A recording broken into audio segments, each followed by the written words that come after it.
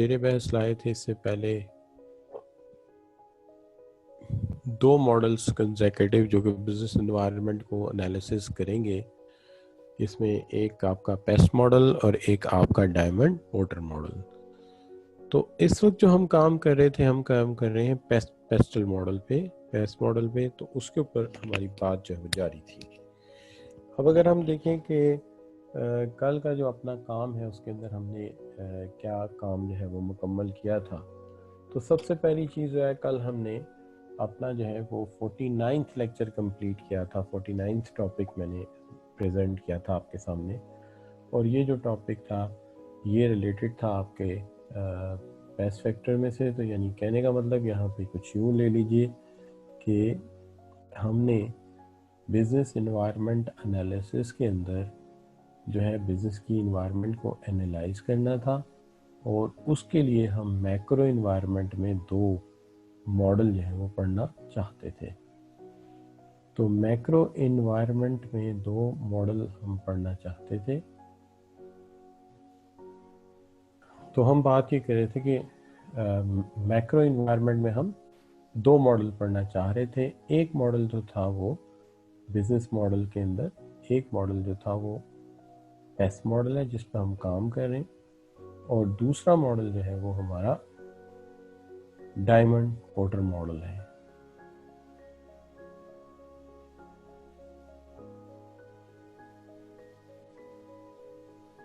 अब इस total environment analysis में मैंने बताया था कल आपको कि यहाँ पे पी से मुराद हम ले रहे हैं पॉलिटिकल फैक्टर्स,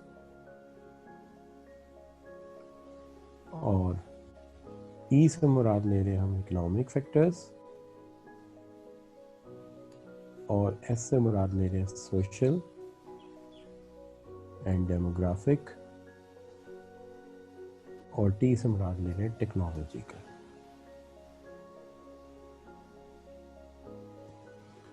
अब इनमें से हमने जो काम मुकम्मल किया कल, वो हमने पॉलिटिकल फैक्टर्स को कल डिस्कस कर लिया था, और इस सेशन को हमने नाम दिया था 49th लेक्चर का। ठीक है जी। अच्छा, तो 49th लेक्चर का नाम दिया था ये। उसके बाद दूसरा काम जो हमने शुरू कर दिया था वो सोशल एंड डेमोग्राफिक फैक्टर पे शुरू कर दिया था। सोशल एंड डेमोग्राफिक फैक्टर के अंदर हमने काम शुरू कर दिया था। ये हमारा लेक्चर नंबर 50 है जिस पर इस वक्त हम काम कर रहे हैं टॉपिक के तौर से। उसको जारी रखते हैं। रब्बि ज़िदनी इल्मा, बिस्मिल्लाहिर्रहमानिर्रहीम, रब्बि इश्रह ली सदरी वयस्सिर ली अमरी वहलुल उक़दतम मिन लिसानी यफ़क़हू क़ौली। अब सवाल ये है कि हम इस लेक्चर में क्या कर चुके हैं, क्या करना चाहते हैं। इसके अंदर देखिए, सबसे पहले जो है सोशल फैक्टर्स को हमने दो हिस्सों में ब्रेक कर लिया था। सोशल फैक्टर्स को हमने दो हिस्सों में ब्रेक कर लिया था। एक जिसके अंदर डेमोग्राफिक फैक्टर थे, और ये जारी थे लास्ट लेक्चर के ख़त्म होने तक, और दूसरे प्योर सोशल फैक्टर थे। अब अगर आप पूछेंगे कि इसके अंदर जो डेमोग्राफिक हैं, इसके अंदर हमने पॉपुलेशन पे कल बात की थी। उसके बाद हम बात कर रहे थे पॉपुलेशन के जो बाकी इश्यूज़ हैं, मसलन उसकी एजुकेशन, उसकी हेल्थ, ये इश्यूज़ थे। तो ये हम बात करेंगे पॉपुलेशन के इश्यूज़ के अंदर। जो पहले हमने बात की थी कल मुकम्मल किया था मैंने आपके सामने पॉपुलेशन का साइज़, उसके अलावा उसका जो है वो कंपोजिशन, और उसके अलावा उनकी हेल्थ पे बात करेंगे। आज हेल्थ पे बात करेंगे। हेल्थ के अलावा मुख्तलिफ जो पॉपुलेशन के वेल्थ रिलेटेड इश्यूज़ हैं, इन पे बात करेंगे। और सोशल फैक्टर्स के अंदर जिन चीज़ों को ज़ेरे बहस लाएंगे, सोशल फैक्टर्स के अंदर हम बात करेंगे आपके साथ। एक तो सोशल ट्रेंड्स जो इस वक्त चल रहे हैं, सोशल ट्रेंड्स क्या हैं, और इसके अंदर हम फैशन को डिस्कस करेंगे आपके साथ। और फिर उसके बाद बात करेंगे हम आपके साथ सोशल एटीट्यूड चेंज जो आया है लोगों में, माशरों में सोच बदली है, एटीट्यूड बदला है, सोचने का अंदाज़ चेंज हो गया है। और ट्रेंड्स के अलावा जो है फिर उसके हवाले से गवर्नमेंट ने कुछ पॉलिसीज़ भी बना रखी हैं, पॉलिसीज़ पे भी बात करेंगे। यहाँ पे लाके आज का टॉपिक ये वाला ख़त्म कर देंगे जो आपका 50th लेक्चर है, ठीक है जी। अच्छा, इस स्क्रीन पे अगर देखते हैं तो क्या है, स्क्रीन के ऊपर हमने ये बात कर ली थी कि हमने लास्ट डे सोशल फैक्टर्स में से काम स्टार्ट किया, सोशल फैक्टर में से काम स्टार्ट किया, तो सोशल से हमने डेमोग्राफिक पे गया जिसके अंदर पॉपुलेशन का साइज, उसका कंपोजिशन, हेल्थ, और यहाँ यहाँ तक पहुँच गए थे कंपोजिशन तक। और उसके बाद दूसरा इशू इसका जो था वो प्योर सोशल था जिसके ऊपर अभी हमने जाना है। तो इससे बेशतर कि हम जो है इसको जो है बेहतर ये है कि हम sir can you take a test for some of our syllabus, this a very difficult question for me, I will answer your question after Eid के बाद आपसे मैं बात कर सकूँगा इस मामले में, ठीक है। ये टिल नाउ आई एम आजकल बहुत जैम पैक बिजी हूँ, उसकी वजह ये है कि आजकल ऑनलाइन मेरा काफ़ी बिजी स्केड्यूल होता है, यूनिवर्सिटीज़ का भी, ICMMP का भी, फिर उसके बाद जो है मेरा बाकी इश्यूज़ में मैं बिजी हूँ ज़रा। एक आध मेरे पास जो है वो प्रोजेक्ट है, उसकी फिजिबिलिटी वगैरह मैं बना रहा हूँ, उसमें भी काफ़ी बिजी हूँ। तो I will let you know कि ईद के बाद मैं क्या कर सकता हूँ इस इशू में, ठीक है। और मेरे पास कोई भी टीचर असिस्टेंट नहीं है, वरना अदरवाइज माइट भी पॉसिबल है कि हम बहुत कुछ करें। अच्छा बच्चों, अब यहाँ पे जो चीज़ है वो ये है कि सोशल फैक्टर्स पे हम बात की तो पॉपुलेशन पे थे, तो हम शुरू से ही एक दफ़ा रिव्यू करते हुए चलते हैं आपके, फिर आपको पता चल जाएगा सारा। कल एक तो बात सबसे पहले ये हुई थी कि पॉपुलेशन बाज़ मुल्कों में तेज़ी से बढ़ रही है, उसकी वजह ये है कि बर्थ रेट ज़्यादा है, डेथ रेट कम है, ठीक है जी। और इमिग्रेशन भी हो रहा है और इमिग्रेशन भी हो रहा है, यानी लोग हिजरत भी कर रहे हैं और इमिग्रेशन भी करके आ रहे हैं और हंगामी हालात की वजह से भी हिजरत कर रहे हैं। लेकिन हमने कहा था कि आम तौर पे दुनिया में आबादी का ज़्यादा होना बुरा नहीं बल्कि अच्छा समझा जाता है, क्योंकि जितने लोग ज़्यादा होंगे उतना मार्केट साइज़ बढ़ेगा और उतनी डिमांड बढ़ेगी। लेकिन शर्त यह है कि वो जितने लोग आपके बढ़े उतने वसाइल आपके पास हो कि आप उनको एजुकेट कर सकें, हेल्थ दे सकें और उनको एज आ माशरे का कीमती फ़र्द बना सकें। लेकिन अदरवाइज़ ये है कि डेंजरस है कि आबादी ज़्यादा है और वसाइल कम है, तो फिर उनकी तरबियत नहीं हो सकेगी। तो ऐसी सूरत में हमारा यही मसले प्रॉब्लम आते रहेंगे कि जी आप जो पूरी दुनिया में पोलियो ख़त्म हो गया है, लेकिन पाकिस्तान अफगानिस्तान अभी पोलियो के जंगल में फंसे हुए।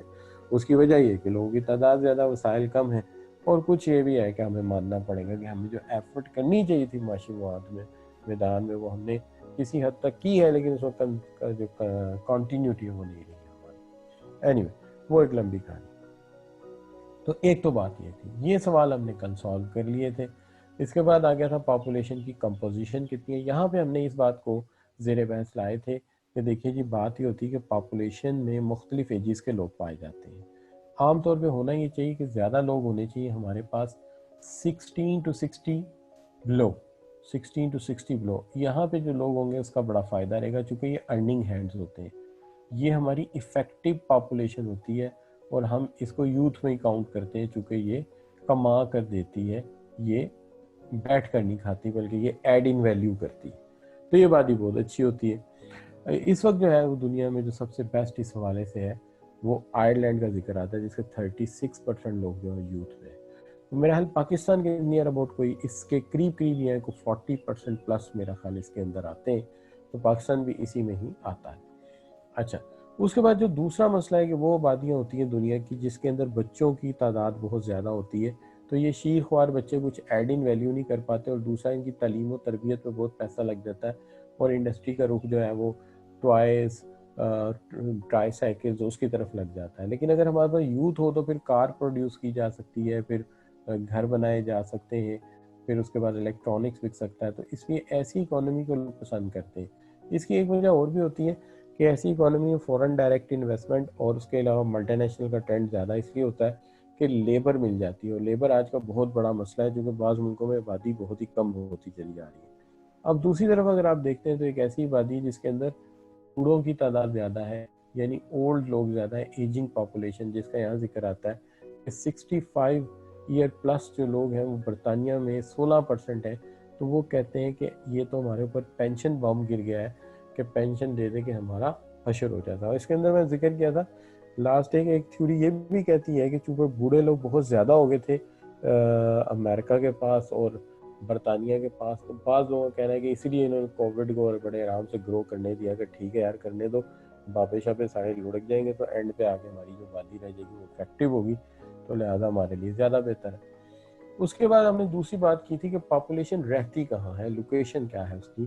तो इसके अंदर हमने कहा था कि दुनिया में सन 1950 1950 में 30% लोग शहरों में रहते थे और 70% लोग जो है वो विलेजेस में या रूरल एरियाज में रहते थे। लेकिन आज की सूरत हाल ये है कि नियर अबाउट 2006 जो है 50-50 के करीब था और सन 1930 में ये 60 लिखा, लेकिन बाद लोग कहते हैं कि 70% तक लोग जो है शहरों में शिफ्ट हो जाएंगे। अब शहरों में शिफ्ट हो जाते हैं तो उससे high demand of houses and apartment हो जाती है शहरों में लॉ एंड ऑर्डर का मसला पैदा हो जाता है। छोटे अपार्टमेंट, छोटे रेफ्रिजरेटर, इलेक्ट्रिसिटी की कंजम्पशन एक ही जगह, बिजनेस हब एक ही जगह, बिजनेस एक्टिविटीज़ में बड़े शहरों में आ जाती हैं। जैसे अगर देखा जाए तो पाकिस्तान को ओवरऑल देखते हैं तो पाकिस्तान में है क्या, एक कराची निकालो, एक लाहौर निकालो, एक पेशावर है, एक इस्लामाबाद है, तो 4 शहर हैं बड़े। ठीक है, चले सिंध का एक हैदराबाद हो गया, पंजाब का एक फैसलाबाद हो गया, एक मुल्तान हो गया। तो मतलब गिनी चुनी जगहें हैं जहाँ पे पढ़े लिखे लोग रहते हैं। अगर इसको कौम में से निकाल दें तो बाकी कौम जो रह जाती है, बुरे अल्फाज में इस्तेमाल कर रहा हूँ, थोड़े आई एम सॉरी, डंडे के साथ पूरी कौम को हाँक लें आप। यानी तालीम याफ्ता लोग जो उनका कंसंट्रेशन ही चंद शहरों तक होके रह गया।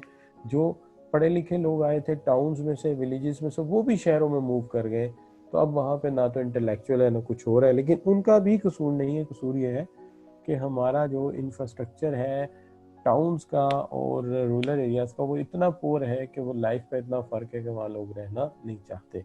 रोड नहीं है, एजुकेशन नहीं है, एम्प्लॉयमेंट अपॉर्चुनिटीज़ नहीं है, so there for people have to move towards cities. अच्छा, एनीवे, अब उसके बाद बात आ जाती है वेल्थ की। ये यहाँ से आज का टॉपिक जो है बिल्कुल नया है आपके लिए। देखिए, वेल्थ की जब बात आती है,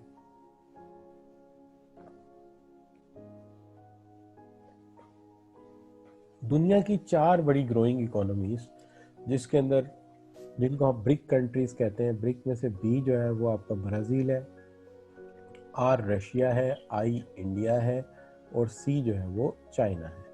इनमें से येट डैट जो है वो रशिया और चाइना जो अपनी ग्रोथ सस्टेन किए हुए, आल्दो इंडिया की ग्रोथ थोड़ी सी नीचे आ गई, 4% के करीब चली गई, लेकिन इन्होंने एक अरसे तक इन चारों मुल्कों का जीडीपी ग्रोथ रेट जो है वो 8% से लेके 16% तक ग्रो किया है। कितने साल के लिए? कम से कम 10 साल के लिए, 10 से 15-20 साल में, 20 ईयर इन्होंने इसी स्पीड से ग्रो किया है। और अगर इस स्पीड से ग्रो करते हैं तो देखिए 16% का मतलब ये है कि कौम 7 साल में दुगनी अमीर हो जाएगी। जो कुछ आज उनके पास है 7 साल में उससे डबल हो जाएगा। अगर एक तरबेला है तो 2 तरबेला हो जाएंगे, अगर एक मोटरवे है तो 2 मोटरवे हो जाएंगे, यानी कौम जो है वो डबल हो जाएगी इन साइज। तो अल्टीमेटली इन इकोनॉमीज के अंदर मल्टीनेशनल का इंटरेस्ट बहुत ज़्यादा बड़ा है, पर्टिकुलरली चाइना में। तो इस वजह से हम इनको कहते हैं ब्रिक कंट्रीज हैं। यहाँ पे जो दौलत है वो बढ़ती है, ठीक है जी, इकोनॉमीज ग्रो है, मल्टीनेशनल इधर आती है, तो ये जो वेल्थ है वो इनकी इंक्रीज होती चली जा रही है with the nips and bounds, होता है with the passage of time, with the nips and bound, दिन और रात में तरक्की करते जा रहे हैं। अब आप ये कहेंगे कि सर इससे आम आदमी की ज़िंदगी पे क्या फ़र्क पड़ेगा?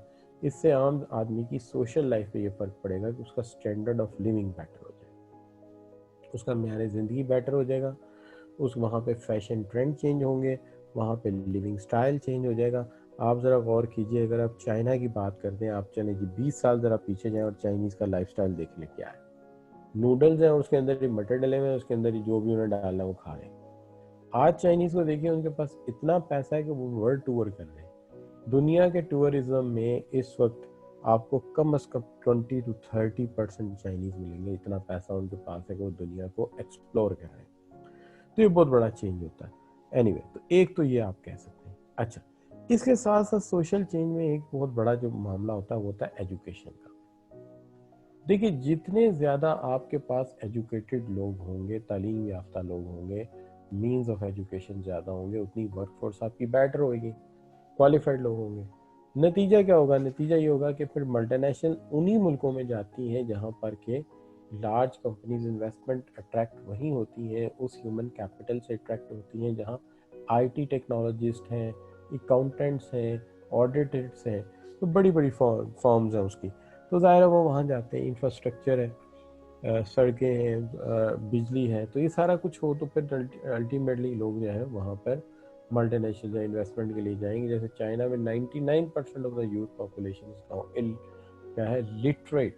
नाउ लिटरेट विद 70% इन 1980, 70% लोग पढ़े लिखे थे 80 में, तो अब 99 की जगह 100 ही हो जाएंगे, क्योंकि ये डाटा भी मेरा थोड़ा पुराना ही है। तो 100% लोग जो हैं वो पढ़े लिखे हैं। अब इससे आप अंदाज़ा लगा सकते हैं कि तालीम का म्यार जो है कितना फ़र्क डाल देता है कि वो कौम आज बहुत ज़्यादा तरक्की याफ्ता हो चुकी है। तो एजुकेशन एक तो आप ये कह लीजिए कि मल्टीनेशनल का ट्रेंड बढ़ाती है आपकी तरफ, लेकिन सिर्फ ये नहीं होता। मैंने कल जिक्र किया था कि बहुत जल्दी ये बात रियलाइज़ कर ली थी चाइना ने, मलेशिया ने, कि अगर हम सिर्फ मैन्युफैक्चरिंग करते रहे ना इलेक्ट्रॉनिक्स वगैरह की, तो फिर इसका मतलब यही है कि हमारा फ्यूचर डंकी वर्क का ही है कि हमने मशीनें चलानी हमारी कौम ने और प्रोडक्शन करनी बैठ के। लेकिन बहुत जल्दी उन्होंने रियलाइज़ कर लिया कि नहीं, ये फ्यूचर से इस तरह ग्रोथ नहीं हो सकती हमारी। तो फिर उन्होंने ग्रोथ के लिए सोचा कि क्या किया जाए। उन्होंने कहा यार ह्यूमन इंटेलेक्चुअल कैपिटल को बढ़ाया जाए। जब ह्यूमन इंटेलेक्चुअल कैपिटल बढ़ता है तो उससे 3-4 फील्ड में पैसा और आना शुरू हो जाता है। एक तो आजकल के दौर में आईटी से बहुत पैसा मिलता है। दूसरा, मेडिकल सर्विसेज देने से भी पैसा मिलता है। लोग इलाज कराने आते हैं दूर दूर से चाइना में। अब काफ़ी लोग लीवर ट्रांसप्लांट कराने जाते हैं, न्यूरो सर्जरी के लिए जाते हैं, तो मेडिकल में अब पैसे आने और उससे सबसे ज़्यादा जो है वो एजुकेशन में लोग आपके यहाँ पीएचडी करने आ जाते हैं। वो जनाब जो है हायर एजुकेशन लेने आ जाते हैं, तो वहाँ से काफ़ी पैसा कमा लिया जाता है। तो ये एक बहुत बड़ा सोशल चेंज आ जाता है कौमों की ज़िंदगी में। इसके बाद जो मसला है वो ये है, इसके बाद जो मसला वो है हेल्थ। हेल्थ एक इम्पॉर्टेंट इशू है हमारे सोशल लाइफ का। उसकी वजह यह है कि हर कौम की जो सेहत है उसका मेयार दूसरे से मुख्तलिफ है, और हर कौम बेचारी के अपने अपने मसाइल। मिसाल के तौर पे अगर आप देखिए तो इस वक्त बहुत सारे वेस्टर्न कंट्रीज़ हैं, उनमें पॉपुलेशन जो है इंक्रीजिंगली ओवरवेट हो रही है। ओवरवेट होने की वजह जो आम तौर पे बताई जाती है वो ये है कि एक तो बहुत ज़्यादा इकोनॉमिक एक्टिविटी में इंगेज रहना, यानी मसरूफ़ रहना। मसरूफियत की वजह से ज़ाहिर है कि आपके वर्किंग आवर्स हैं वो ज़्यादा हो जाते हैं, और आपके जो ईटिंग हैबिट्स हैं वो ख़राब हो जाती हैं, स्लीपलेसनेस डिस्टर्ब कर देती है, तो इससे हेल्थ काफ़ी ज़्यादा ख़राब होती है। दूसरी बात यह है कि इन लोगों ने उन फूड की तरफ जाना शुरू किया जो जल्दी दस्तयाब हो जाए, और ज़्यादा ड्राइव थ्रू पे खड़े हुए बाहर से बर्गर पकड़ा और निकल गए। तो ये जो बर्गर है इसने बहुत मोटा कर दिया, और फास्ट फूड पे बहुत ज़्यादा डिपेंडेंसी, जंक फूड पे बहुत ज़्यादा डिपेंडेंसी ने इन कौमों को मोटापे में जकड़ लिया है।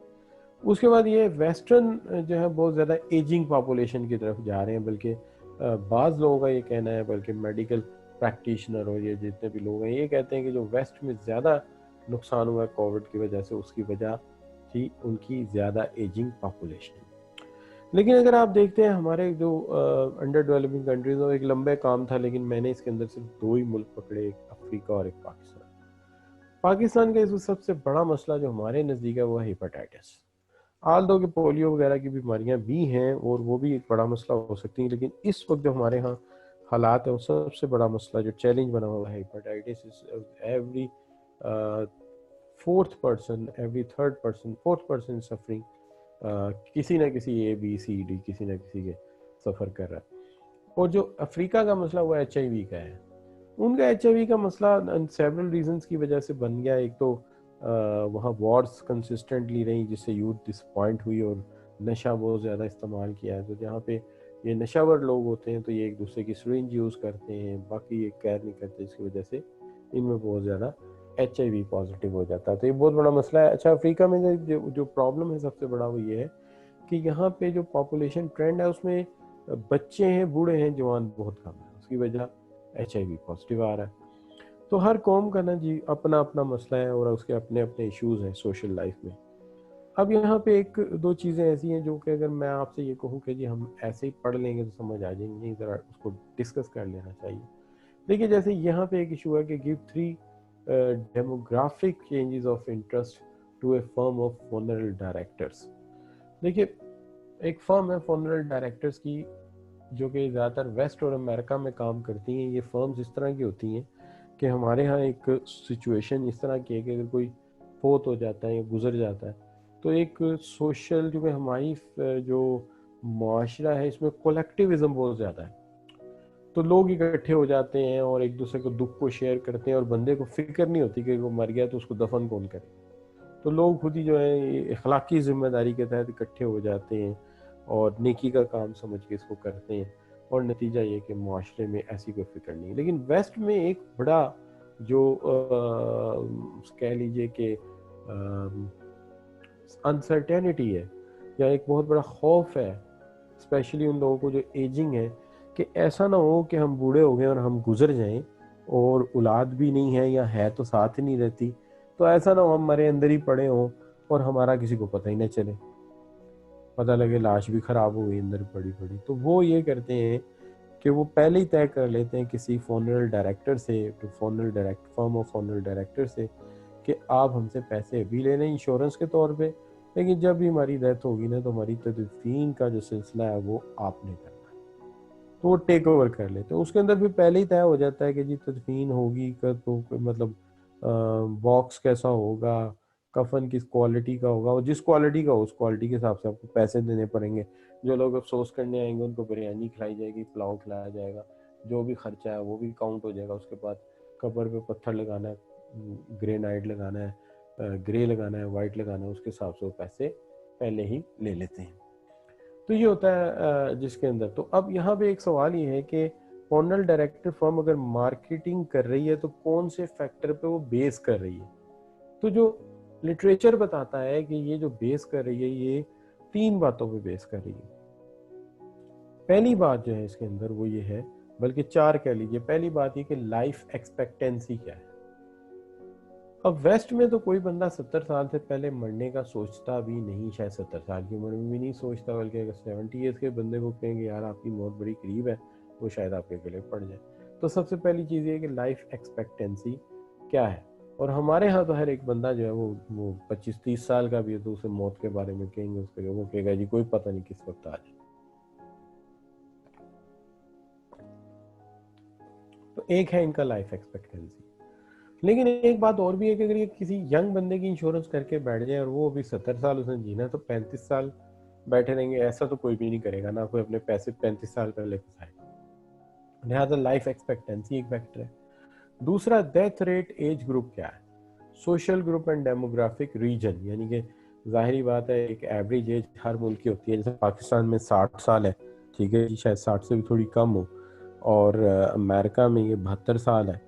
तो हर साल हर जगह डेमोग्राफिक जो है रीजन वो है।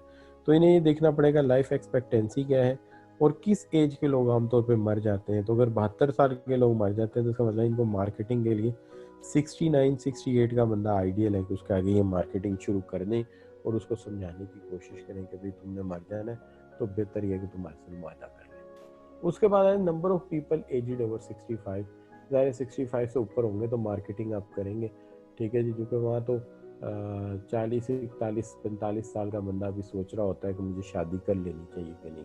अब यहाँ पे जो है फोर्थ फैक्टर ये wealth distribution among the older people. ये भी देखना पड़ेगा कि जो बूढ़े लोग जिनके आगे आप मार्केटिंग कर रहे हैं, ज़ाहिर है पैसा कमाने के लिए कर रहे हैं, तो उनके पास कोई पैसे भी हैं कि नहीं है।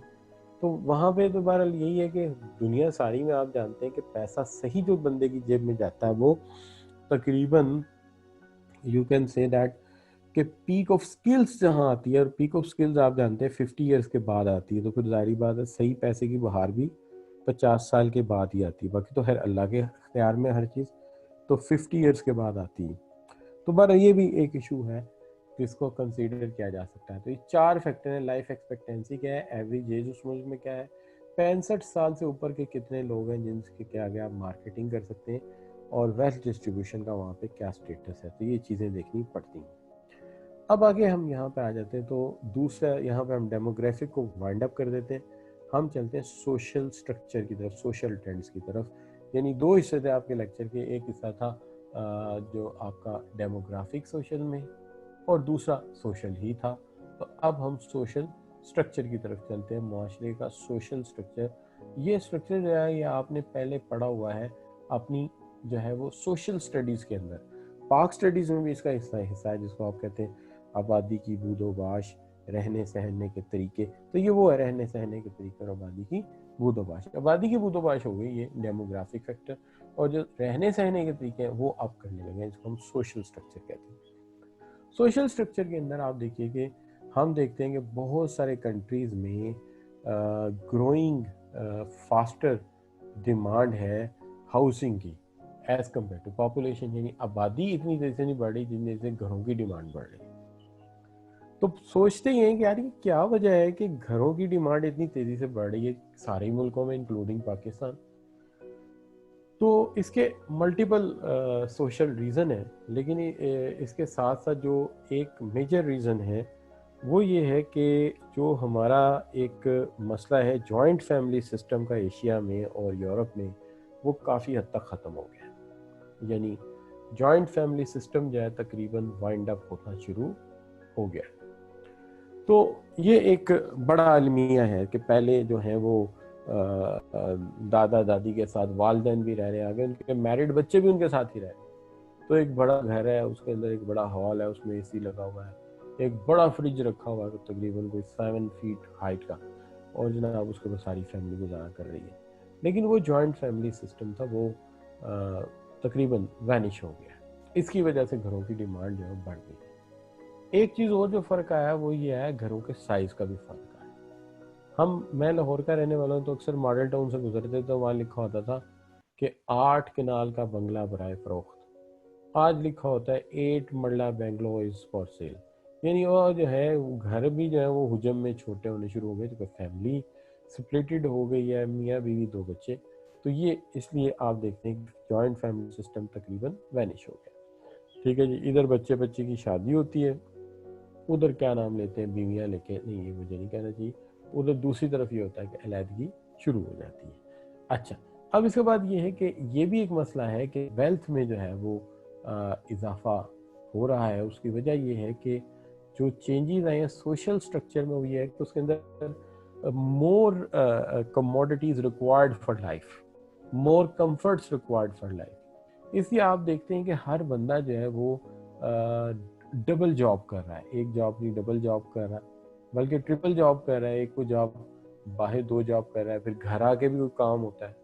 ठीक है जी, कपड़े धोने, बर्तन धोने, ज़ाहिर है सारे बच्चे जो हैं जो जॉबियंस होते हैं दूसरे शहरों से आए होते हैं, वो फिर जब सिटी आए होते हैं तो वहाँ पे भी उनको वो अकाउंट्स वो अपना सारा दिन काम किया 2 जगह, फिर आके घर में अपना खाना पका रहे, ये कर रहे। तो लाइफ जो है ना वो वेल्थ तो बढ़ गई है, लेकिन लाइफ में रेस्ट बदल गया है। तो ये बहुत बड़ा सोशल चेंज है। इसके साथ साथ proportion of 1% family is increasing. Proportion of 1% family जो है ना ये एक खास ट्रेंड है। ये ट्रेंड ये है कि बाज़ लोग शादी ही नहीं करते। वेस्ट में ये काफ़ी ज़्यादा था, फिर ये अमेरिका में ये बीमारी फैल गई कि एक बंदा है घर भी लेता है, गाड़ी भी लेता है, हर चीज़ खरीदता है, पूरा घर अपना बनाता है, लेकिन वो शादी नहीं करता। 2 तोते पाल लिए, 2 कुत्ते पाल लिए, 2 बिल्लियाँ पाल ली, जिंदगी गुजार दी। तो इसको कहते हैं 1% फैमिली। 1% फैमिली ज़ाहिर है घर तो है ना जी, हर चीज़ वहाँ पे मौजूद है। तो ये एक ट्रेंड अब हमारे यहाँ भी ये फैल रहा है। तो हालांकि ये उन मुआशरों में ज़्यादा था जहाँ इंडिविजुअलिज्म था। इंडिविजुअलिज्म में अक्सर एटीट्यूड होता है लोगों का कि मैं बड़ा मुनफरिद इंसान हूँ, मेरे जैसा कोई दूसरा इंसान है ही नहीं, और चूंकि मेरे जैसा कोई दूसरा इंसान बना ही नहीं, लिहाजा मेरा कोई लाइफ पार्टनर बन ही नहीं सकता, तो ज़िंदगी मैं अकेला गुजारूंगा। तो फिर थोड़ा अरसा ज़रा फैशन में काम गुजर जाता है, फिर जब एज ज़्यादा हो जाती है फिर रिश्ते नहीं मिलते, और फिर सारी ज़िंदगी जो ऐसे गुजर जाती है। ठीक है जी। अच्छा, उसके बाद फिर एक चीज़ और भी है कि डाइवोर्स रेट ज़्यादा हो गया है। अच्छा, डाइवोर्स रेट ज़्यादा होने की एक तो वजह यह है कि जैसे जैसे औरतों को अपने हकूक़ का एहसास हो रहा है, वो मर्दों के साथ रहना पसंद नहीं करती। लेकिन ये भी रीज़न हम नहीं दे सकते, लेकिन एक्चुअली इसकी मसला जो है वो ये है कि शादी जो है उस प्लान के तहत नहीं की जाती, या शायद डाइवोर्स को अब इतना टैबू नहीं समझा जाता जितना पहले समझा जाता था, तो इसलिए डाइवोर्स रेट बढ़ रहा है। लेकिन इसके साथ साथ ये है, इसकी एक वजह और भी है जो नीचे लिखी है कि लव मैरिजेस भी बढ़ रही हैं, यानी कि लव मैरिजेस ज़्यादा हो रही हैं पहले की निस्बत। लेकिन ये जो है एक मसला ये है mixed colour marriages and cross cost marriages जो है, यानी कि एक ज़माना था कि जी कहते जी राजपूत राजपूतों में शादी करेंगे, भट्टी भट्टियों में करेंगे, और जनाब जो है राई है राइयों में करेंगे। लेकिन अब वो मसला नहीं है। अब एक तो लव मैरिज है, दूसरा cross caste and cross colour है। अब अमेरिका जाएंगे तो गोरी का शोहर काला है, काली है उसका शोहर गोरा है, मतलब क्रॉस कलर है, मिक्स कलर है। और दूसरी बात यह है क्रॉस कॉस्ट भी है कि जो है डिफरेंट हो रहे हैं। तो हमें तो है, हमारे दौर में तो बड़ी सख्ती थी, इसलिए हमें अब दुख भी होता है कि अब ये अलाउ हो गया, हमारे दौर में अलाउ नहीं था। अच्छा नहीं। तो ये एक सीरियस मसला है कि जब हमारा वक्त था उस वक्त ये बड़ी सख्ती थी बुजुर्गों की तरफ से, लेकिन अब इसमें सॉफ्टनेस आना शुरू हो गई है कि जी जो है अक्रॉस कास्ट भी मैरिजेस हो रही हैं बहरहाल। लेकिन बहरहाल आपको इस चीज़ का ख्याल रखना पड़ेगा कि डिवोर्स रेट भी बढ़ रहा है, लिहाजा बुजुर्गों की राय पे ही आपको ज़्यादा बिलीव करना चाहिए, क्योंकि उन्होंने दुनिया देखी होती है तो वो ज़्यादा अच्छा देख लेते हैं कि किस बच्चे के साथ कौन सी बच्ची सही रहेगी। तो इसलिए उनका तजर्बा बहरहाल बड़े कारआमद होता है। लेकिन जो आपकी एज है उसमें मेरी ये बातें आपको बड़ी पुरानी और दकियानूसी लगेंगी।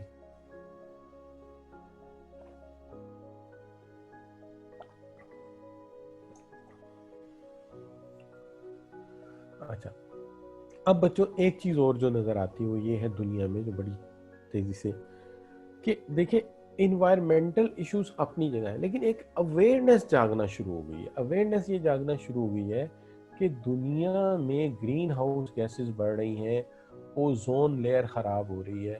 तो ये जो पहले एहसास जिम्मेदारी लोगों को इतना नहीं था, अब लोग इस पे बड़ा कहते हैं। फिर फार्मास्यूटिकल कंपनीज पे एक क्रिटिकल निगाह है कस्टमर की कि जी आप जो प्रोडक्ट्स हैं वो एनिमल पे टेस्ट ना करें, आप लाइव सेल्स पे टेस्ट कर लें, लेकिन जो है आप ये जुल्म ना करें किसी के साथ। तो लिहाजा अब जो है ना फर्म्स उनको बड़े ध्यान से चलना पड़ेगा, क्योंकि अगर पोल्यूशन फैला रही हैं तो कस्टमर नाराज होगा, मुआशरा नाराज होगा, उनका प्रोडक्ट नहीं खरीदेगा।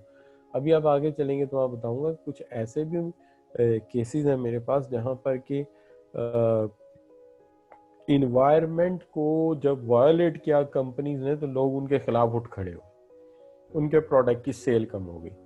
लिहाजा अब ये एहसास जिम्मेदारी ज़्यादा हो रहा है, पहले लोगों में ये इतनी सोच नहीं थी, तो ये सोच बदल रही है।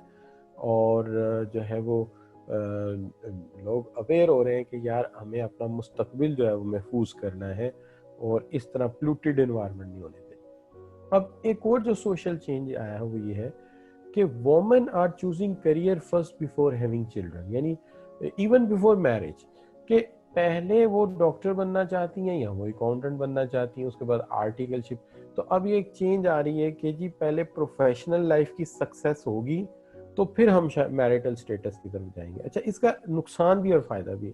इसका नुकसान जो हो रहा है सबसे बड़ा वो ये हो रहा है कि फर्स्ट बर्थ ऑफ चाइल्ड के ऊपर मदर एज ज्यादा है, यानी ज्यादा होगी। यानी हमारे यहाँ एवरेज एज जो थी at the first child date was 20 years at a time, फिर 22 हो गई, अब तकरीबन 22-24 पे चली गई है एवरेज एज। जो फर्स्ट चाइल्ड है मदर की एज 23 से 24 साल पे चली गई। और अगर ये ट्रेंड बरकरार रहा तो ये 26, 23, 28 पे चली जाएगी। तो फिर वही मसला आ जाएगा जो वेस्ट के साथ है। तो इसका ड्रॉबैक हो जाएगा कि वुमेन फर्टेलिटी कम हो जाएगी तो बर्थ रेट डिक्लाइन कर जाएगा। लेकिन दूसरी तरफ इसका फायदा ये है कि जो बच्चे हैं उनकी मौज है। वो क्यों कि वोमेन भी करियर में है, वालिद भी करियर जॉब करते हैं, तो ड्यूल करियर फैमिली है, यानी एक की बजाय दो बंदे कमा रहे हैं। तो बच्चे की मौज है, उसके पास क्या है जी, उसके पास अच्छा प्रैम भी मिल जाएगा, उसे अच्छी क्लोथिंग भी मिल जाएगी, उससे क्वालिटी डॉल्स भी मिल जाएंगी, डॉल हाउस भी मिल जाएगा। यानी उसकी मौज है कि उसको काफ़ी अच्छी चीज़ें मिल जाएंगी, क्योंकि मदर भी अर्निंग हैंड है, फादर भी अर्निंग हैंड है। तो ये बहरहाल ये एक चेंज है। उसके बाद आगे देखते हैं तो एक और जो चेंज आया है वो ये है कि एक wide spread change in lifestyle आया है। यानी हिस्टोरिक 7 to 5 वर्किंग डेज के ऊपर चला गया है, और अब जो है वो 2 डेज ऑफ होते हैं वीकली। उसकी वजह ये है कि जो हमने बचपन अपना देखा तो हमारे जो अबाव अजदाद थे वो कहते थे कि वी लिव टू वर्क, हम जिंदा हैं काम के लिए।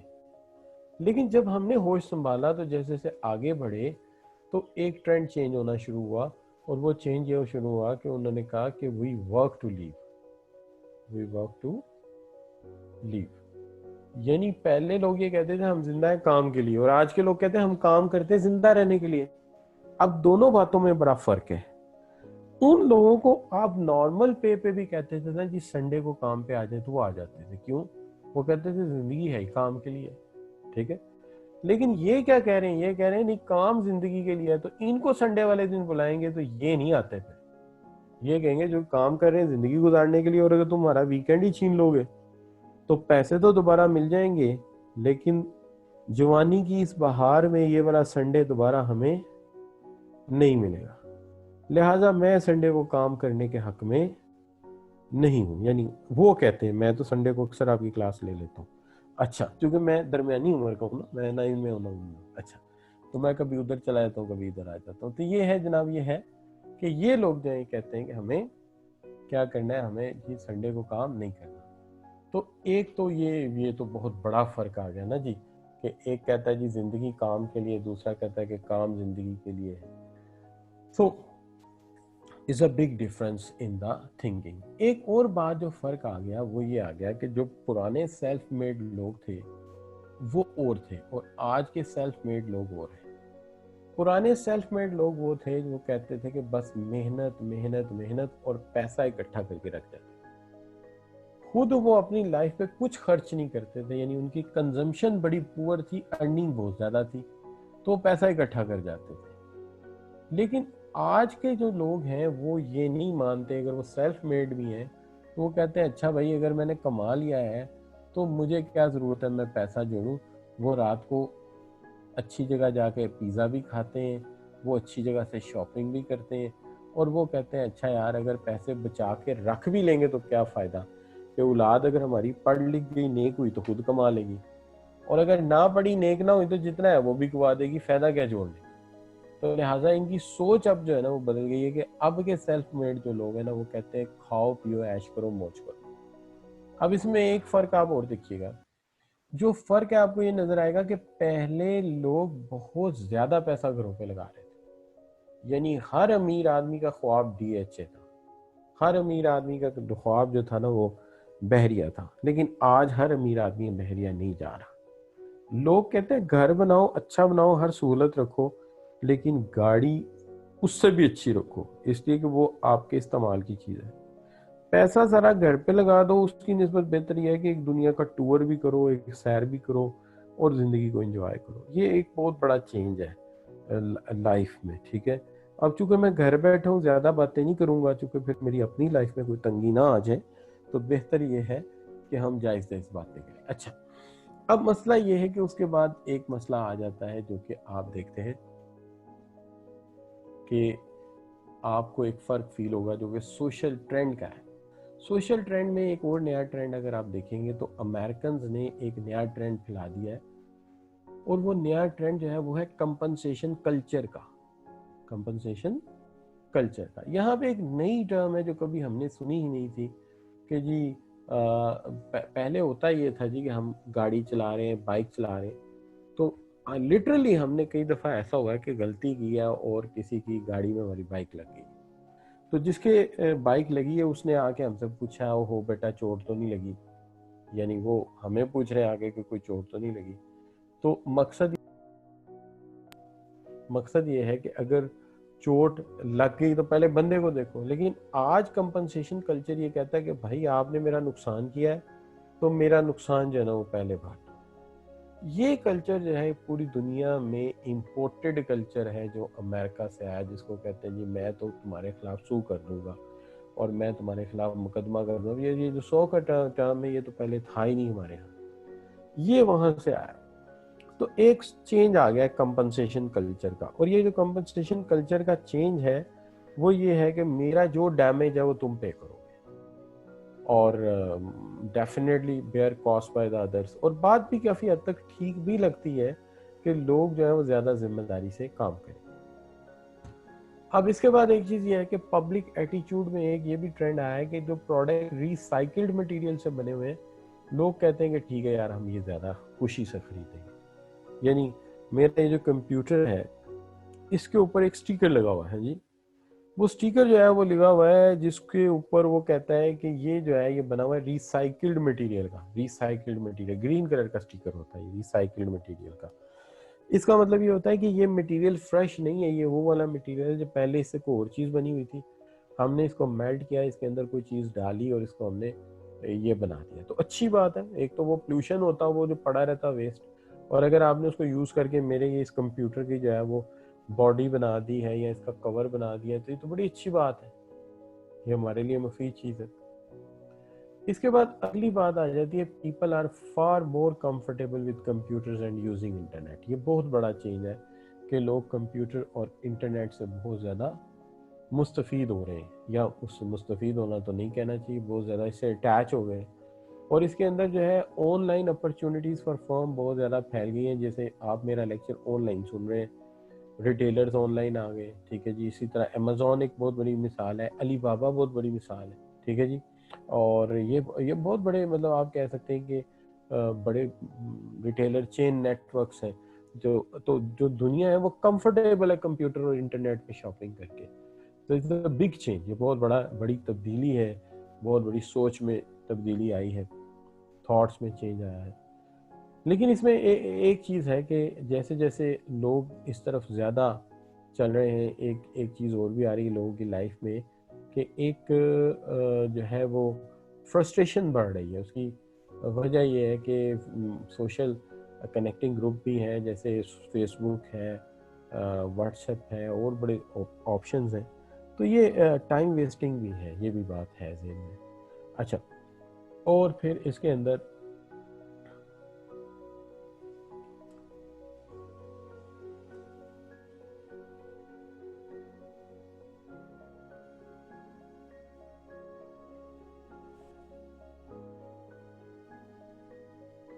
आवाज़ का जो मामला है उसके अंदर मैं अगर अपनी डिवाइस को देखता हूँ, तो जो डिवाइस से मैं लेक्चर कर रहा हूँ इस वक्त, यानी ये मैं अपनी डिवाइस खोलता हूँ, तो मेरी डिवाइस पे इसकी जो आवाज़ आ रही है, मैंने एक डिवाइस को अटैच किया हुआ, आप देखिए कितनी आवाज़ है। तो मैं इसकी आवाज़ बंद कर रहा हूँ, लेकिन बात यह है कि मेरी डिवाइस पे ठीक ठाक साउंड आ रहा है इसके अंदर। तो माइट भी आपका इंटरनेट का मसला हो, चूँकि मेरा जो माइक होता है, ये माइक जो है is a very sensitive mic, मतलब महंगा वाला माइक होता है ये। यानी मैं वो जो हैंड फ्री से लेक्चर नहीं देता, इज़ अ माइक। मैं अगर कभी आपसे शेयर कर सकूं तो ये एक कंपनी है बोया, ये पर्टिकुलरली तकरीबन 2000 का माइक है जो मैं यूज़ करता हूँ, वेरी सेंसिटिव माइक। और उससे पहले जो मैं माइक रेडियो माइक यूज़ कर रहा हूँ, 3,500-4 हज़ार रुपये का माइक मैंने खरीदा। तो माइक तो काफ़ी वो जो है आप कह सकते हैं अच्छा है। अब माइट भी इंटरनेट कनेक्शन का भी एक मसला है हमारे यहाँ, तो वो भी हो सकता है। बहरहाल एनीवे, मैं कोशिश करता हूँ जितनी मैं तेज़ बोल सकता हूँ बोलूँ। अच्छा, तो अब बात ये होगी बच्चों के, जो मसला है हमारा वो ये है कि वेबसाइट पे लोग ईज़ हैं, लेकिन ये भी बात फैक्ट है कि लोग फैशन की दुनिया में चले गए हैं। मिसाल के तौर पे लोग आज जो है वो फैशन एंड ट्रेंड में गुम है। अच्छा, इसमें फैशन एंड ट्रेंड में गुम होने में हमें क्या एतराज़? असल में इसमें एतराज़ को वाली बात कोई नहीं है, मसला सिर्फ ये है कि तेज़ी से कार, मोबाइल और फैशन जो है बदलते हैं, तो जो पिछला मटेरियल प्रोड्यूस हुआ होता है, पाइपलाइन में होता है या स्टॉक में पड़ा होता है, वो तेज़ी से वेस्ट होता है, जिससे रिसोर्सेज बहुत ज़्यादा वेस्ट हो जाते हैं। यानी अगर कल आप बेल बॉटम जीन्स पहन रहे थे, आज बैगी जीन्स आ गई है, तो जो बेल बॉटम है वेस्ट हो गई। उसके बाद फिर स्किन फिटिंग आ गई, तो जो आपकी बैगी पैंट थी वो ज़ाया हो गई। तो अब ये जो है इसका बड़ा मसला है कि जो चीज़ बनी होती है वो ज़ाया हो जाती है, और इसका एक्चुअल प्रॉब्लम जो है जाके पड़ता है। हाँ, ये फ़ायदा ज़रूर है कि आपका प्रोडक्ट डिज़ाइन सोफिस्टिकेटेड हो गया, ठीक है। लेकिन फैशन जो है, अब उसका ट्रेंड जो है वो ज़्यादा डैमेजिंग हो गया है हमारे बिजनेस ट्रेंड्स के लिए। अब आप कहेंगे सर इसके अंदर जो ट्रेंड है वो क्या है, ज़रा मैं यहाँ से ये स्लाइड पे जगह यहाँ पे बताता हूँ। देखिए, हमारा जो ट्रेडिशनल स्टाइल है उसके अंदर फैशन इंट्रोड्यूस होता है, उसके बाद ग्रोथ पे जाता है, और उसके बाद काफ़ी अर्सा सस्टेन रहता है। यानी एक नया फैशन इंट्रोड्यूस होता है, उसके बाद ग्रोथ पे जाता है, और उसके बाद वो फिर काफ़ी देर तक स्टे करता है। लेकिन इसके अंदर बहुत सारे लोगों का फ़ायदा होता है, रिसोर्सेज बच जाते हैं, और जो चीज़ें लोगों ने बनाई हैं, अच्छा एक तरफ तो मटेरियल जो पड़ा है आपके स्टॉक में वो ज़ाया हो रहा है ना, दूसरी तरफ इस चीज का भी ख्याल रखिएगा कि जो घरों में लोगों ने कपड़े रखे हुए वो भी बहुत जल्दी वेस्ट हो जाते हैं फैशन चेंज होने से। अब जो नया ट्रेंड है उसके अंदर क्या है कि एक मोबाइल आता है, वो इस तरह फौरन पॉपुलर होता है और इस तरह फौरन वो गिर जाता है, फौरन उसका खरीदार ही कोई नहीं होता एकदम, यानी फौरी तौर पे आप ये कह सकते हैं कि वो डिक्लाइन कर जाता है। तो अब ये जो है एक मामला आ जाता है। अब इसमें जो है आप ये कह सकते हैं कि आज के दौर में ये तेजी से बदलते फैशन और टेक्नोलॉजी ने हमें जो बेसिकली नुकसान पहुंचाया वो है कि ट्रेंड टुवर्ड्स इंक्रीज मटेरियलिज्म में बहुत बड़ा जो थ्रेट हो गई है कि लोग पैसा निकालते थे, एनजीओस को देते थे, लोग पैसा निकालते थे, गरीबों की मदद करते थे, लेकिन इस ट्रेंड ने हालात ऐसे पैदा कर दिए कि जितनी जिसकी सैलरी है वो कम पड़ जाती है। क्यों कम पड़ जाती है कि हर इंसान बेसिक गुड्स के अलावा कलर टेलीविजन रखना चाहता है, कंज्यूम करता है लग्जरीज के ऊपर, एलईडी अल्टरनेटिव्स के ऊपर, एलसीडीज के ऊपर। नतीजा ये है कि बल्कि अब एलईडी लिख देना चाहिए, खर्च कर देता है, तो पैसे बचते नहीं हैं कि वो चैरिटीज को दिए जाएं, यानी गरीबों को दिए जा सकें, कोई मस्जिद के फंड में जमा हो जाए, कोई कोई बैतुल माल में जमा हो जाए जहां से गरीबों की मदद की जा सके। ये है फैशन का मटेरियलिस्टिक एंगल कि इसने, और दूसरी बात ये है कि इसने गरीब को बिल्कुल नंगा करके रख दिया। उसकी वजह यह है कि जब फैशन चेंज होता है तो जाहिरी बात है पुराने फैशन की जो चीज पहनेगा उसको लोग फिर एब्सोल्यूट समझते हैं। तो ये एक बहरहाल अपनी जगह एक फैक्ट एग्जिस्ट करता है, ठीक है जी। अच्छा, उसके बाद आप देखिए कि दुनिया में मिक्स्ड कल्चर का एक मामला है। जैसे कि आप देखते हैं कि 2011 सॉरी 2011-14 को अगर आप देखते हैं तो ये अनाउंस किया जाता है कि 11 to 14 के chicken tikka masala was the most favourite culinary dish reflecting in huge increase in demand in 1950s, जो कि कहाँ पे, यूके में। तो यूके में chicken tikka masala was on the highest sale in 2011 and 14। अब ये जो चेंज है ये क्यों आपको नजर आ रही है, तो कहते हैं इसकी 3 रीजंस हैं। 3 रीजंस इसकी ये हैं। एक तो हमें ये मानना पड़ेगा कि दुनिया में एक ट्रेंड फैल रहा है कि taste different food around the world, दुनिया के मुख्तलिफ फूड जो है उनको टेस्ट किया जा सके। मिसाल के तौर पे आजकल पाकिस्तान में टर्किश फूड का बड़ा ट्रेंड फैल रहा है, और उसकी वजह जाहिर है कि टर्किश जो कल्चर है वो बहुत ज़्यादा पॉपुलर हो रहा है। उसकी वजह ये कि टर्किश ड्रामे जो है पाकिस्तान में पॉपुलर हो रहे हैं, तो टेस्ट बढ़ रहा है इसका। अच्छा, दूसरी तरफ अगर आप देखें तो एक आपने देखा होगा कि पिछले 90s से लेके आज तक जो है आपने देखा है कि चाइनीज़ फूड का ट्रेंड पाकिस्तान में काफ़ी ज़्यादा देखा गया है, जिसके अंदर जो है वो आप अक्सर, मुझे तो हर चंद एक चीज़ों का ही पता है, वो चिकन जिंजर है या कोई मतलब कह लेते हैं वो मंचूरियन है, इस टाइप की कुछ चीज़ें। तो ट्रेंड चेंज हुआ है कि दुनिया के सारे फूड को टेस्ट किया जा सके। वैसे तो चाइनीज़ फूड को उसकी असल हालत में अगर टेस्ट करना है तो उसके लिए आपको चाइना जाना पड़ेगा, और चाइना में जिस तरह से वो पकता है फिर उस तरह से अगर आप खा सके तो ज़रूर खाएं जाके। अच्छा, उसके बाद फिर बात आ जाती है ये कि जो फूड है of ethnic Indian and Pakistani groups in England बहुत ज़्यादा तादाद में है। मतलब मिसाल के तौर पर लंदन के कुछ खास एरियाज है, कहते हैं वहाँ चले जाए तो आपको लगेगा जैसे आप वो जो एक मिक्स पंजाब होता है ना, जब फैसलाबाद के करीब है, सिख और जो है वो प्योर फैसलाबादी रह रहे हैं, तो वो उस तरह का कल्चर है कि सिख और पंजाब एक तरह पंजाब कल्चर डोमिनेटिंग है वहाँ पे शायद इंग्लिश के बाद दूसरी बड़ी ज़ुबान पंजाबी है। और उसके बाद फिर जो है वो ये है कि पॉपुलैरिटी आई है इंडियन टेक अवेज के अंदर यूरोप में। जैसे यहाँ जो है वो चाइनीज़ फैले हैं तो वहाँ इंडियन टेक अवेज फैले हैं, तक उसमें पाकिस्तानी भी जब खेलते हैं वहाँ पे तो वो लोग उसको इंडियन टेक अवे ही कहते हैं। उसकी वजह ये कि उनके हमारे फूड में शायद कुछ सिमिलैरिटी होती है। हालांकि वहाँ जो इंडियन है, मज़ेदारी की बात ये है कि इंडियन यहाँ पे तो मीट नहीं खाते होंगे अपने मुल्क में, लेकिन वहाँ पे वो टिक्का भी पकाते हैं, वहाँ पे वो बीफ भी बनाते हैं, क्योंकि वहाँ तो हर वहाँ के लिहाज से चलना पड़ता है। तो पाकिस्तानी भी जब वो खोलते हैं वहाँ पे होटल्स वगैरह तो उसको वो इंडियन टेक अवे का नाम दे देते हैं। अच्छा, अब इसके अंदर for what function in an organization would demographic information about social class be most relevant. कहते हैं कि यहाँ पे जो ऑर्गेनाइजेशन के डिफरेंट डिपार्टमेंट्स आपको दिए गए हैं, तो कहता है जो डेमोग्राफिक इंफॉर्मेशन है सोशल क्लास की, वो सबसे ज़्यादा रेलेवेंट किस पर्टिकुलर डिपार्टमेंट के साथ हो सकती है। तो ये है सवाल आपके सामने जो मैं आपसे आंसर तलब करता हूँ। जी प्लीज़। तो आमना सदाकत का जवाब अच्छा है, फसीह का जवाब अच्छा है, उसके बाद खुज़ैमा का जवाब ठीक है, मुझे पसंद आया ये जवाब बिल्कुल। सना जावेद नहीं ठीक कह रही, फवाद अली ठीक कह रहे हैं, उसामा का जवाब नहीं ठीक है। देखिए सबसे ज़्यादा जो होता है ना वो होता है प्रोडक्ट बेचना। प्रोडक्ट बेचने के लिए कस्टमर के मुतल्लिक मालूमात ज़्यादा चाहिए होती है, मैक्सिमम इंफॉर्मेशन चाहिए होती है कि प्रोडक्ट बेचेंगे। आगे आप इंटरप्राइज मैनेजमेंट पढ़ेंगे तो वहाँ जाके आपको ये सारी चीज़ें इंशाल्लाह मैं पढ़ाऊँगा, मैं पढ़ाऊँगा, जो भी टीचर आएंगे पढ़ाएंगे आपको।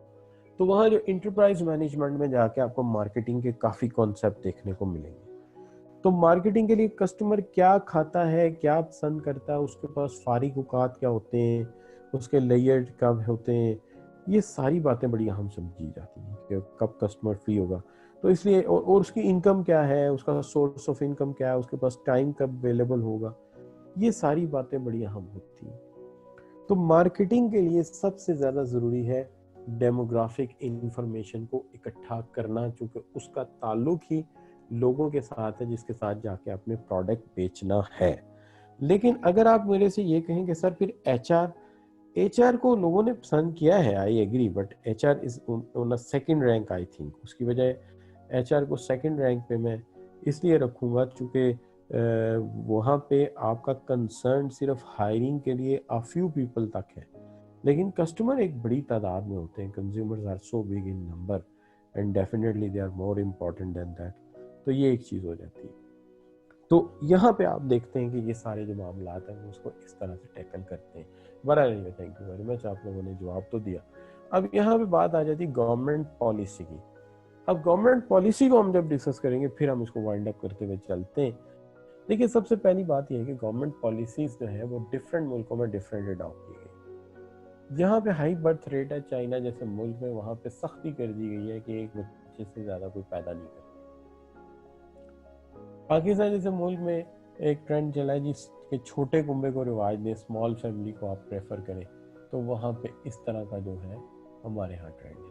और जो कनाडा है, सिंगापुर है, ऑस्ट्रेलिया है, वहाँ पर इंसेंटिव दिए जाते हैं। If you have more kids they will offer you the education package, उनकी तालीम का खर्चा उठाएंगे। बाकी क्योंकि वहाँ पे लो बर्थ रेट है तो लोग चाहते हैं ज़्यादा बर्थ हो। लेकिन एक चीज़ है कि जहाँ पे लोग 65 साल से ज़्यादा उम्र के हो गए हैं और वहाँ पे एजिंग पॉपुलेशन है, वहाँ पे वो रिटायरमेंट एज जो है उसे इनकरेज कर रहे हैं कि वो बढ़ा दी जाए। यानी लोग जो है रिटायरमेंट के बाद भी काम करें या लेट रिटायरमेंट दी जाए, क्योंकि जाहिर बात है सीटें कवर तो करनी है ना। जब यूथ नहीं होगी तो जाहिर जो एग्जिस्टिंग लोग हैं वो ज़्यादा काम करेंगे। अब इसके बाद एक चीज़ और आ जाती है, वो है हाउसिंग। अब यहाँ हमने ये पहले कहा कि जो घरों की डिमांड है वो बढ़ रही है, increase in demand for new houses. Government जो है वो नए टाउन्स डेवलप कर रही है, प्राइवेट लोगों को इनकरेज कर रही है कि टाउन डेवलप करे ताकि डिमांड पूरी की जा सके किसी भी तरह से।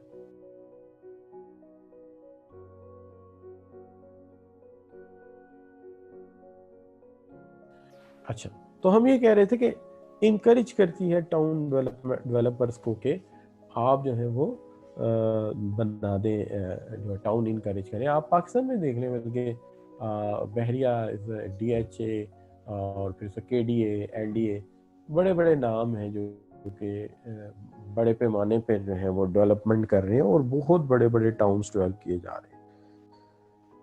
आगे आ जाते हैं employment. Government giving advantage and incentive to bring mothers back on the work after marriage and having few childrens. तो इंग्लैंड, UK वगैरह में ये है कि प्रेफर कर रहे हैं कि यार लोग पढ़े लिखे होते हैं, जैसे डॉक्टर्स हैं, इंजीनियर्स हैं, चार्टेड अकाउंटेंट्स हैं, कास्ट अकाउंटेंट्स हैं, तो ये वापस आ जाएं काम पे। पढ़े लिखी औरतें हैं तो अगर वो अपनी मैरिटल लाइफ से थोड़ा टाइम बचा कर प्रोफेशन को दे सके तो। इसके बाद एक चीज़ जो रिस्ट्रिक्शन है सोशल लाइफ में चेंज लाना चाह रहे हैं, वो ये है कि स्मोकिंग किसी तरह से कम की जाए। स्मोकिंग वर्ल्ड वाइड बैन कर दी गई है और स्मोकिंग बैन करने के अलावा स्मोकिंग का इश्तहार देना सख्ती से मना कर दिया गया है कि जी एडवर्टीज़मेंट नहीं दे सकते आप, क्योंकि एडवर्टीज़मेंट अगर इसकी देंगे तो बहरहाल नई आने वाली नस्ल जो है इनकरेज होगी स्मोकिंग की तरफ, तो वो नहीं चाहते। तो किसी भी तरह की ऐड ना तीनों मीडिया पे, यानी इलेक्ट्रॉनिक मीडिया पे भी नहीं दे सकते, उसके अलावा आप जो है वो कह सकते हैं कि प्रिंट मीडिया में और आउटडोर मीडिया में किसी भी जगह आप इसको जो है नहीं दे सकते, मना है। तो हमने अपने बचपन में ज़रूर देखी, इलेक्शन टोबैको कंपनी की ऐड देखी है हमने, जो है वो उसकी पाकिस्तान टोबैको कंपनी की ऐड देखी है। तो मतलब means we have watched out many advertisement related with smoking in our childhood, but even though we have not smoke, अल्हम्दुलिल्लाह हमने स्मोकिंग नहीं की। अच्छा बच्चों, उसके बाद फिर जिन मुल्कों में HIV है, हेपेटाइटिस है, वहाँ पे अवेयरनेस और प्रिकॉशंस की कैंपेन चलाई जा रही है। और बहुत सारे मुल्कों में जैसे अफ्रीका है, एशिया है, वहाँ पे स्कूल मील्स का ट्रेंड फैलाया जा रहा है कि जिस स्कूल में जो बच्चे पढ़ने आते हैं उनको एक वक्त का खाना स्कूल में अच्छा खिलाया जाए, ताकि लोग बच्चों की जो न्यूट्रिशन नीड है वो पूरी हो और इनकी ग्रोथ बेहतर हो। इस काम के लिए जो है आप ये कह सकते हैं कि इंडिया में बहुत रियासतों में बड़ा अच्छा इनिशिएटिव लिया गया है कि वहाँ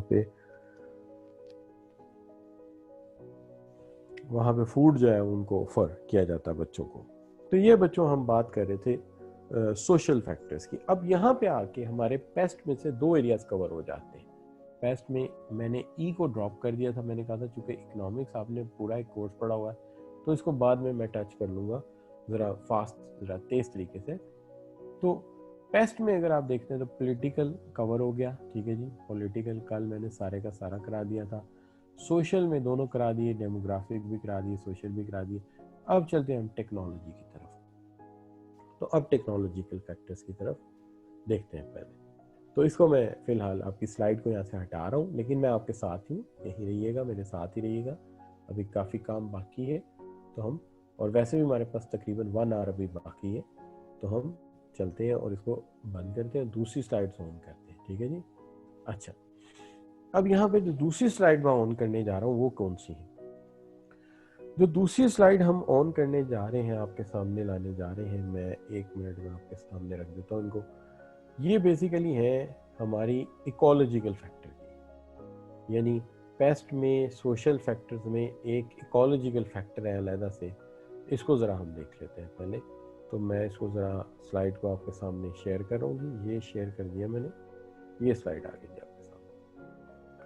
तो we put it that's these are the ecological factors. तो इकोलॉजिकल फैक्टर आपके सामने है जी।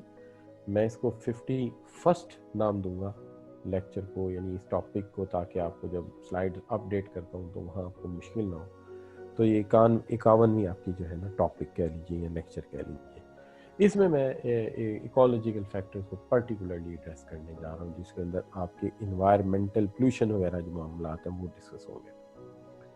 अब ये जो environmental polluted and this and that, ये जो सारे मामलात हैं, इसके अंदर जो चीज़ें आपके ज़ेरे बहस आएंगी उनको ज़रा देख लेते हैं।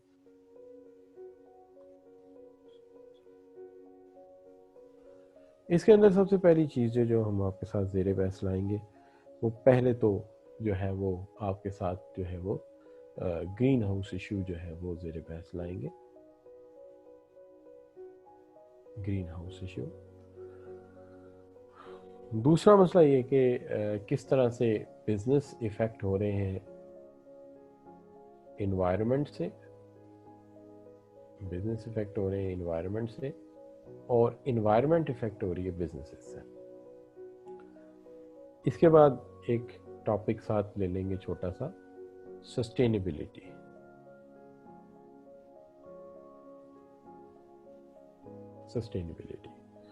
सस्टेनेबिलिटी के बाद हम बात कर लेंगे आपके साथ जो है केसेस के ऊपर जो कि इन्वायरमेंट से रिलेटेड है। तो मैं इसको ज़रा ये इतना ही रखूँगा, इससे ज़्यादा बात नहीं करूँगा इसके ऊपर।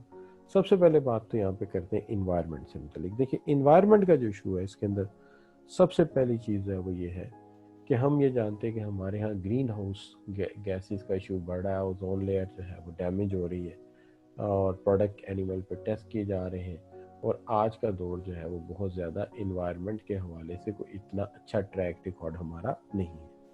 अब माहौल जो है वो इफ़ेक्ट कर रहा है बिजनेस को और बिजनेस फैक्टर है माहौल को। वो कैसे कि आज तुम पोल्यूट कर रहे हो, इन्वायरमेंट को डैमेज कर रहे हो, रबिश कर रहे हो, हार्मफुल एमिशन छोड़ रहे हो, कल माहौल डैमेज हो जाएगा जब, तो फिर इन्वायरमेंटल चेंजेस आ जाएंगी जिससे बिजनेस पे बहुत बुरा असर पड़ेगा। आज आप रिसोर्सेज वेस्ट कर रहे हो, कल जब ये रिसोर्सेज का शॉर्टेज हो जाएगा तो फिर कॉस्ट हमारी बढ़ जाएगी। तो आज आप वेस्ट कर लो, कल माहौल आपको तंग करेगा। ठीक है जी। इसी तरह आप डिस्ट्रक्शन कर रहे हो नेचुरल एपिटाइट को, नतीजा ये होगा कि जब कभी जाके अवेयरनेस आएगी कस्टमर में, वो आपके खिलाफ खड़ा होएगा और आपकी बदनामी पैदा होगी। तो पुअर इन्वायरमेंट रिकॉर्ड की वजह से आपका ब्रांड भी जो है वो भी हिट होगा। तो आप इन्वायरमेंट को डैमेज करें, डैमेज आपकी तरफ आएगा। लॉस ऑफ प्लांट होगा, एनिमल स्पीशीज होगा, किसी को गवर्नमेंट की नज़र पड़ गई लेजिस्लेटर की, उसने उठा के आपको नॉकआउट कर देना या कोई पेनल्टीज इम्पोज कर देनी। तो लिहाजा ज़रूरत इस अमर की है कि बिजनेस इन्वायरमेंट को डैमेज ना करे, तो इन्वायरमेंट भी बिजनेस के लिए जो है वो पॉजिटिव रहेगा। लेकिन अगर ये ट्रेंड इसी तरह चलता रहा जैसे कि हम लोग चला रहे हैं, तो फिर पहले बिजनेस इन्वायरमेंट को डैमेज करेगा, फिर इन्वायरमेंट आगे बिजनेस को डैमेज कर देगी। तो ये काउंटर इफेक्ट आएगा।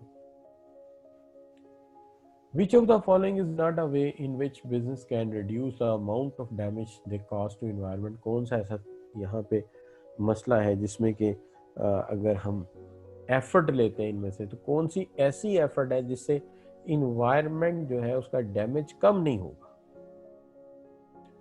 और 3 ऐसे हैं जिससे होगा, एक से नहीं होगा। सवाल ये कि वो कौन सा है जिससे नहीं होगा, तो वो हम देख लेते हैं। आप में से बच्चे सवाल का जवाब अगर दे दें, तो मोस्टली बच्चों ने जवाब जो भेजा है,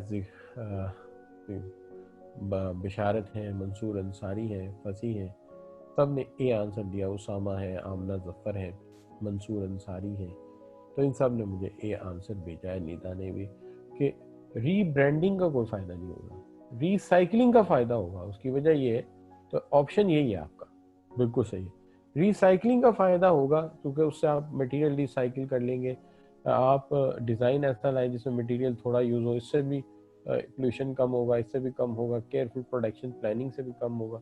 रीब्रांडिंग से जो है ना कोई इतना खास असर पड़ता नजर नहीं आता। ठीक है जी। उसके बाद फिर आ जाते हैं आप, तो आ जाता है आपका कॉन्सेप्ट ऑफ सस्टेनेबिलिटी। सस्टेनेबिलिटी पे हम 2 दफ़ा पहले बात कर चुके हैं डिफरेंट इश्यूज से रिलेटेड। सस्टेनेबिलिटी का एक्चुअल मीनिंग ये होता है कि आप आज के रिसोर्सेज को इस्तेमाल करो, जो आपको चाहिए आप यूज़ करें, लेकिन आप इनको यूज़ करते वक्त इस चीज़ का ख्याल रखें कि आने वाली नस्लों के लिए जो है ना ये दस्तयाब रहे। जैसे आजकल वो मैंने कल परसों एक पोस्ट लगाई थी कि 20 सेकंड साबुन मलने के लिए कहा है, 20 सेकंड नलका खुला रखने के लिए नहीं कहा। तो लोग क्या करें, 20 सेकंड के लिए नलका खोल देते हैं तो पानी बहता रहता है और वो साबुन मलते रहते हैं। ये तो नहीं कहा। हमने कहा जब साबुन मलो तो साबुन थोड़ा सा टैप पे लगा दो ताकि टैप भी धुल जाए, और टैप बंद कर दो। जब आप खोलोगे तो टैप भी धुल जाएगी, हाथ भी धुल जाएंगे, पानी भी ज़ाया नहीं होगा। तो हम ये कह रहे हैं वाटर पानी इस्तेमाल करें, लेकिन इतना करें कि जब बारिशें हो दोबारा पूरा हो जाए। लेकिन इतना ना इस्तेमाल करें कि आने वाली नस्लों के लिए पानी का शॉर्टफॉल हो जाए और फिर वो हमें बददुआएं दे रही होगी, यार हमारे अब्बा और दादा जो है ना पानी भी पी गए, मछलियाँ भी खा गए, ठीक है जी, और जो जो फूड था खा गए, अब हमारे खाने को भी नहीं और पीने को भी नहीं। तो लिहाजा सस्टेनेबिलिटी का इशू जो है कि रिस्पॉन्सिबल कॉर्पोरेट सिटीजन बनो, जिसकी मैंने पिक्चर आपके राइट हैंड साइड पे लगाई है कि जिम्मेदार शहरी बनो और जो है वसाइल को इस्तेमाल करो, लेकिन आने वाली नस्लों के लिए बचा के रखो। अब इसमें क्या है जी, इसमें सीधी सी बात है, अगर आप लोग इसका ख्याल रखते हैं कि आप जो है वो रिड्यूस करते हैं, वेस्ट पोल्यूशन से बचते हैं, मोर प्लेजेंट इन्वायरमेंट होगी, हेल्थियर इन्वायरमेंट होगा, इसका फ़ायदा आपके वर्कर को पहुंचेगा, जिसकी सेहत बेहतर होगी, लोकल कम्युनिटी को